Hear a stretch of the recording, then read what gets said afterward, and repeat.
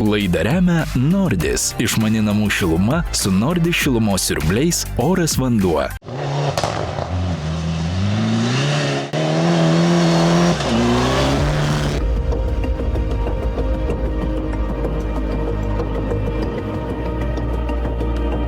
Taigi, mes turime antrąjį nugalėtoją savo realybės šou Aš ralistas istorijoje. Mantas Pupius. Šį kartą jis jau kaip pilnavertis komandos narys, tikras profesionalas, atvyksta į Kelmės apylinkės, kur pirmą kartą turi progą susipažinti su savo ralio automobiliu ir visa komanda. Čia Nordis Racing Team surengė komandos testus, kuriuose dalyvavo ir mūsų naujokas. Kartu komanda testavo ir atnaujintą Mitsubishi automobilį, kurį pilotavo Giedrius Notkus ir Evaldas Kvederis.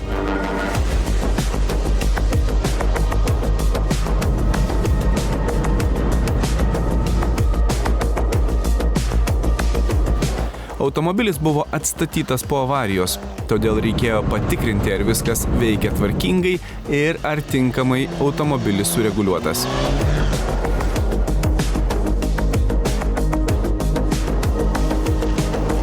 O štai Manto testai prasidėjo nuo pradmenų, nuo pirmo prisėdimo į automobilį, sėdynės pamatavimo. Čia pat buvo surengti ir pirmieji testai, Mantas pravažiavo pirmuosius ralio testų kilometrus. Tai jau rimta, viskas profesionalu ir tikra, žaidimai baigėsi. Prasideda profesionalo gyvenimas, prasideda tikras ralis. Dar vieną klausimą reikėjo atsakyti kuo skubiau. Kas taps Manto Pupiaus šturmanu? Po trumpų svarstymų, pirmajam raliui kolegiškai buvo nutarta į pagalbą pasitelkti Manto tėtį, Vilmantą. Visgi buvęs lenktynininkas geriausiai gali pripratinti naujai iškeptą ralistą prie ralio virtuvės. Ir nors vyresnysis Pupius netryško entuziazmų tapti šturmanu savo sūnui, tačiau po neilgų įkalbinėjimų sutiko pabūti juo bent jau vieneriose lenktynėse. Labiau dėl saugumo, nes ralio naujokui kaip niekam kitam šalia savęs reikia labai patyrusio žmogaus, kuris ne tik skaitytų stenogramą, bet ir būtų tikras, kad naujasis ralio pilotas nedaro kvailų klaidų, orientuojasi ralyje ir panašiai. Juk laimėti realybės šou yra viena, ten labiau žaidimas, o štai tikrose lenktynėse viskas daug atsakingiau ir svarbiau. Dar prieš 3 savaitės beje, Vilmantas gan griežtai sakė, kad nenori šturmanauti. Šturmanu nenori būti savo sūnui? Ne. Kodėl? Esu šturmanu buvęs, mano visa ralio karjera prasidėjo nuo šturmanų. Ir aš užtekom pravažiuoti vieną greičio ruožą, netgi mes tam sugedome. Nesėkmingai kažkas ant automobilių buvo, man atrodo, sustabdžiais, kiek pamenu. Tai aš supratau, kad aš negaliu šalia sėdėti ir skaityti ir suprasti, kad aš galiu pravažiuoti geriau. Bet praėjo tos 3 savaitės ir štai, prašom, Vilmantas jau sėdi ralio automobilyje, dešinėje su sąsiuvinuku rankoje, šturmanauja savo sūnui. Ilgai įkalbinėti nereikėjo, juk sūnus vis dėlto. Na, o kol tėvas su sūnumi bando susikalbėti ralio automobilyje, prisiminkime žmogų, kuris nugalėjo pirmąjį Aš ralistas laidos sezoną. Gytis Talerūnas pravažiavo mūsų komandos gretose net ne visą sezoną ir dabar vėl nebevažiuoja. Tačiau jis liko šalia ralio, nes aplink ralį sukasi visas Gyčio gyvenimas. Deja, ne prie ralio bolido vairo. Kol kas.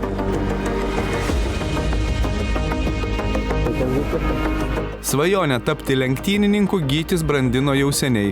Tačiau pasirodo, ryžtis pradėti sportuoti nėra taip paprasta, o ir nepigu. Gytis bandė savo jėgas mini raliuose, slalomuose ir jam visai neblogai sekėsi, tačiau į profesionalų sportą žengti nesiryžo. Bet čia staiga atsirado naujas projektas, siūlantis tapti profesionaliu lenktynininku. Gytis iš karto nutarė išbandyti savo jėgas naujame tada projekte Aš ralistas ir nugalėjo. Netikėtai ne tik savo, bet ir visiems aplinkiniams. Tada aplenkęs kone 200 konkurentų. tą svajonę turiu gal nuo kokių 11 metų, kai pradėjau domėtis techniką.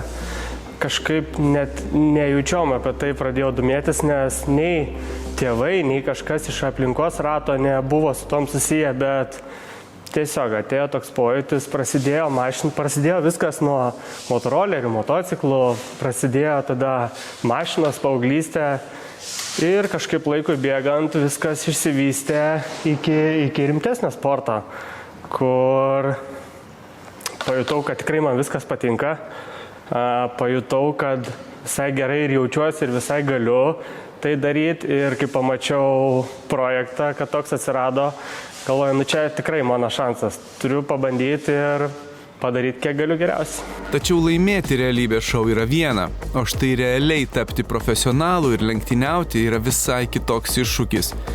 Gerokai daugiau atsakomybės prieš save, prieš komandą, prieš draugus. Buvo daug nerimo, išties buvo daug nerimo, daug nežinios tokios, kaip čia reiks, kaip aš ar galėsiu, ar kur, nes prieš tai važiavau kitokioje disciplinoje, tai buvo slalomai, greituminiai slalomai, mineraliai, tuo metu jie vyko slalomo principo, tik išsudėliotų daug skirtingų slalomų. Tai nežinau, kaip aš ten atrodysiu, faktas, iki to aš jau žvyrę buvau pasitreniravęs, buvau pasibandęs, bet nežinau jokio atskaitos taško, kaip man ten bus. Tai ir pirmos tas varžybos tokios buvo su dideliu klaustuku, su didelė baime, nes kai tu ateini iš, pasakykime, žemesnio lygio, pradės ir tenai tikrai, sakyčiau, gerai man sekės, tai toks truputį yra vidinės baimės, kad o jeigu čia nepasiseks, o kaip bus, ten taip gerai sekės. Ten visi daug mažiau žinodavo, kad jeigu atvažiuoju, tai jau tikrai sieksiu aukščiausio rezultato. Tai tas gal taip mane labiausiai neramino, bet eigoje manau, kad viskas tikrai po truputį startavom, įsivažiavom, komanda buvo viskas suruošus, mums nieko nereikėjo rūpintis, tai labai daug ką palengvino išties. Bet gal kalbant apie techninius gedimus, tai kadangi aš toje visoje virtuvėje jau sukuos porą metų, turiu savo aptarnaujimų automobilių, kur mūsų visa komanda važiuoja, kur mes juos aptarnaujam ir aš matau, kad tu gali sužiūrėti kiekvieną smulkmeną, kiekvieną varžtelį, šaibytę ir taip toliau, viskas, kas tik eina, bet vis tiek, yra žmogiškasis faktorius, yra metalas, yra daug dedamųjų ir tu visko nenumatysi. Ir gali tokių dalykų nutikti, kur nutiko ir man, lūžo, pavyzdžiui, amortizatorius, kur, kas tai galėjo numatyti, niekas, tai skaudu tokie dalykai. O ta mano avarija, tai ten buvo vienareikšmiškai mano klaida, mano nepatyrimo klaida, tą dieną turbūt labiausiai ir suveikė tas faktorius, kad jau galvojau, čia jau ne pirmos man varžybos, jau ten dar buvom prieš tai suvažiavom testinį greičio ruožą, pasižiūrėjau dar testinio greičio ruožo prieš varžybos laikus, žiūriu, jau čia galiu ir prie lyderių važiuoti, tai tas vidinis toks turbūt noras, tas užsidegimas paėmė viršų ir kažkiek aklai ten važiavau, buvo šlapė, lyjo, buvo asfaltas su žvyriniam padangom, kurios tikrai nėra skirtos asfaltui ir buvo per daug greičio, tiesiog per daug greičio. Taigi po keleto varžybų ir tiesiog sudilusio, sudėvėto, sunešioto, sudaužyto automobilio galų gale Gyčio kaip profesionalo karjera labai greitai baigėsi. Gaila, tačiau po laimėto sezono Gytis Talerūnas nebetęsė profesionalaus ralisto karjeros. Jo ralio piloto svajonę užgožė kasdieniai darbai ir kasdienė rutina. Juk tam, kad lenktyniautum profesionaliai, reikia labai daug dirbti. Ne tik daug treniruotis, tačiau daug dirbti su rėmėjų paieška, savęs tobulinimu ir panašiai. O viso tai kainuoja ne tik pinigus, bet ir laiką, kuris kartais yra net svarbesnis. Nepaisant to, kad jo ralio planus užgožė kasdieniai darbai ir rutina, jis nelaidoja vilčių grįžti į ralio trasas ir netgi ruošia savo ralio automobilį. Tiesa, vyksta viskas gerokai lėčiau negu norėtųsi. Labai daug esu pasinėręs į savo, taip pavadinkim, šį verslą, šitos visus automobilius, jų paruošimą ir jų labai kasmet auga, labai didėja skaičius. Šiemet jau varžybos aptarnavom 5 automobilius, 5 ekipažus atskirus. Tai yra didelė atsakomybė, didelis darbas ir turbūt tai yra pagrindinis aspektas, kodėl manęs pačio nematot už vairo, o mato visuose raliuose būnu, sukuos visur aplinkui, tik ne už vairo kaip komandos vadovas, tai paprasčiausiai dėl laiko, dėl atsakomybės, nes noriu, kad aplink mane būtų viskas sustatyta iki paskutinio lašo, o tada, manau, ateis ir mano eilė. Kol Gytis svajoja tęsti ralio piloto karjerą, o Mantas su tėčiu treniruojasi ir bando susikalbėti ruošdamiesi pirmajam savo raliui, mes persikelkime į Lazdijų apylinkes, kur savo ralistės karjerą tęsia Iveta Slaboševičiūtė, dar viena mūsų projekto laureatė.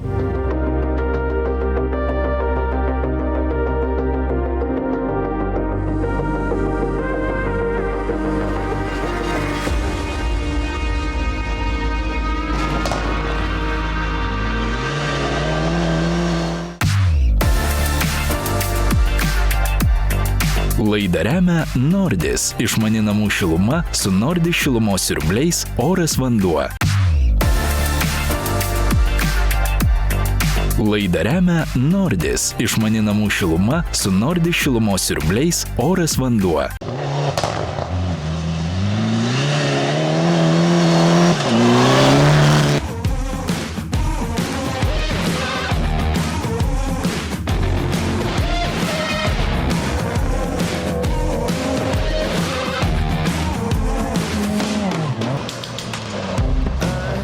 Lazdijų ralis. Toks trumpas, nedidelis ralio sprintas Gravel Fest Rally, kuris tapo puikia repeticija Ivetai prieš Lietuvos ralio čempionato etapą Lenkijoje.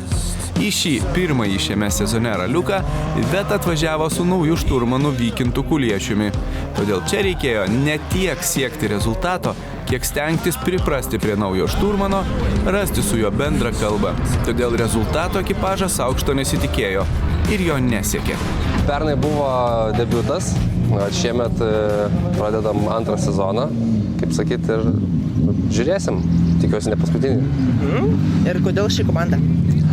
Todėl, kad taip gavosi, kad gavau tokį pasiūlymą iš Ivetos ir labai smagiai priėmiau ir pernai palaikiau tiek patį konkursą šalistas ir tiesiog šiaip patinka tie, vadinkim, kurie važiuoja iš savęs, kaip čia pasakyti, iš emocijos. Iš emocijos važiuoja, ta prasme, savo, vadinkim, tą visą, pajausti tą greitį ir pajausti tą adrenaliną. Taip. Kaip susirašymas įvyko, kaip nusiteikia šiandien? Susirašymas gerai, trasos labai įdomios, yra tiek greitų, tiek labai techniškų, tai manau, kad viskas bus gerai. Iš viso lenktynėse buvo surengta net 10 greičio ruožų, o prie starto susirinko net 45 sportininkai, tarp kurių buvo ir užsieniečių bei gerai Lietuvos lenktynių gerbėjams pažįstamos lietuviškos pavardės. Po žiemos miego į Lazdijus atvažiavo ir vienas greičiausių 2 ratais varomais automobiliais važiuojančių ralistų – Deividas Gezevičius. Atvažiavom prasimankštinti po žiemos miego, nes iš tikrųjų labai jaučiasi kilometrų trūkumas. Šiais metais norisi pagazuoti ir norisi pagazuoti efektingai. Aišku, skatau automobilį nesu šituo, bet šauniai, kad būtų smagu. Žinokit, man stresas, nežinau, atrodo, kaip pirmą kartą į ralį būčiau atvažiavęs. Trasos tokios pakankamai sudėtingos, kaip po žiemos miego, kaip pirmam kartui, tai turim nemažai apie ką pagalvoti, kaip susirašyti ir kaip ten greit pravažiuoti. Tai nesunku kažką komentuoti, nes aš esu mintimis tenais, o ne su jumis čia. Vienas favoritų šiame ralyje Ramūnas Čepkauskas, kuris į lenktynes atvyko su savo sūnumi Titu šturmano pozicijoje. Pravažiavus pusę lenktynių, 5 greičio ruožus, atrodė, kad Čepkauskų duetui nebus lygių. Jie palyginus lengvai laimėjo visus 5 pirmus greičio ruožus ir užtikrintai pirmavo. Tuo tarpu mūsų komandos nariai lenktyniavo su nuotykiais. Štai Deividas Gezevičius susidūrė su netikėtu sunkumu. Važiuojant per siaurą vietą, jo automobilis pravažiavus per krūmus staiga užgeso. Pasirodo, šakos išjungė automobilio elektros sistemą. Taip, yra toks mygtukas išorėje, kad dėl saugumo ralio metu, tarkim po avarijos, galima būtų lengvai išjungti elektros rovę iš automobilio išorės. Štai tą mygtuką kažkokiu būdu sugebėjo išjungti krūmų šakos.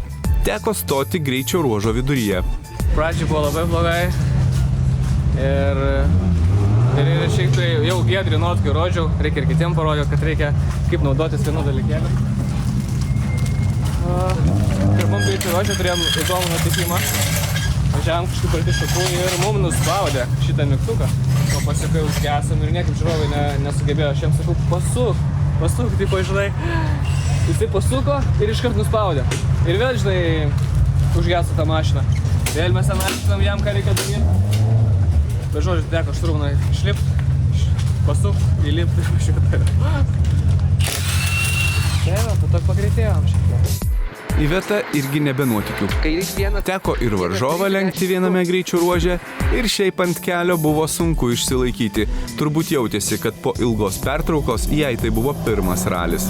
Nu va, vairo per daug susikau kitą pusę. Bet dar ir daug lenkiam automobilį. Eina gerin. Jo, tai va, pirmi kartai. Ženklą pasiėmė.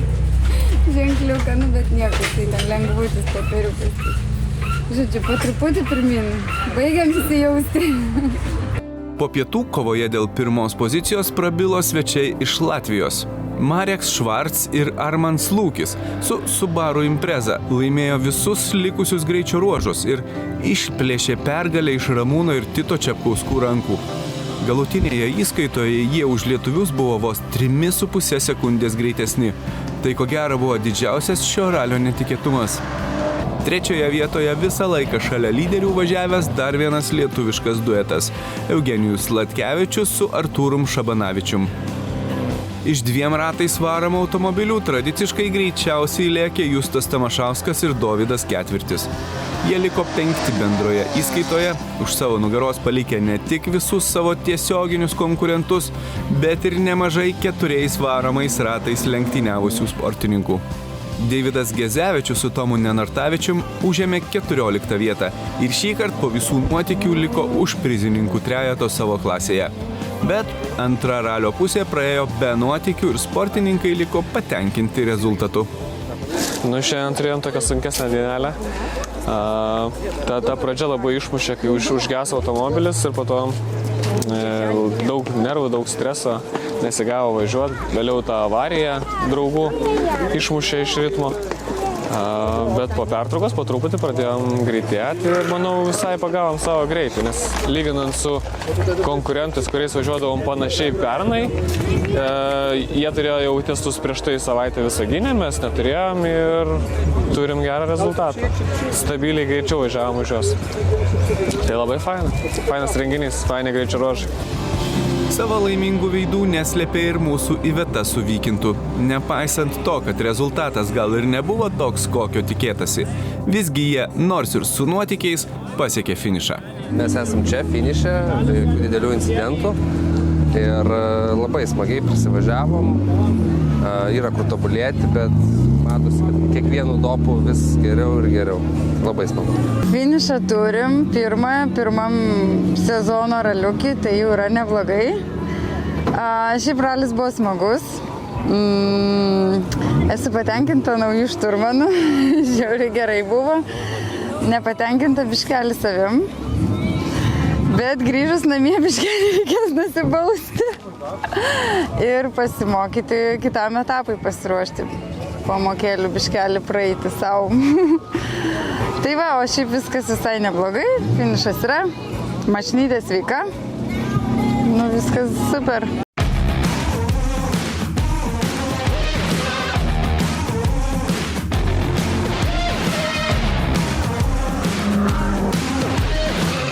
Na, o netrukus prasidėjo ir tikras pirmasis išbandymas šiais metais.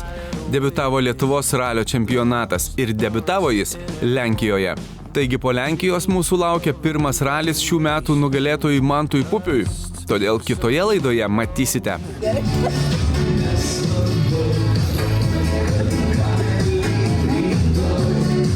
Belė kaip, čia galėčiau apibūdinti tik tais belė kaip laimingas. Daug reikia žodžių pasakyti, kad įvardinti tą visą laimę, kuri dabar yra pas mane.